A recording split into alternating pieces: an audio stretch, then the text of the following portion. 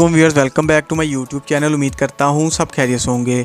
आज हम बात करेंगे आइटोप्लेट टैबलेट के बारे में। ये टैबलेट आपको किसी भी फार्मेसी या मेडिकल स्टोर से आसानी से मिल जाएगी। इसके फार्मूले की बात की जाए तो वो है आइटोप्राइड। ये एक प्लैटिनियम फार्मास्यूटिकल कंपनी की है जो कि एक अच्छी कंपनी है और ये एक पैक में 10 टैबलेट होती हैं। अगर आपके मैदे में शदीद किस्म का दर्द है तो आप इसके लिए भी आइटोप्राइड का इस्तेमाल कर सकते हैं। अगर आपका दिल वगैरह ख़राब होता है तो आप इसके लिए भी इस्तेमाल कर सकते हैं। अगर आपके पेट में बहुत ज़्यादा गैस पैदा हो जाती है तो आप इसके लिए भी आइटोप्राइड का इस्तेमाल कर सकते हैं।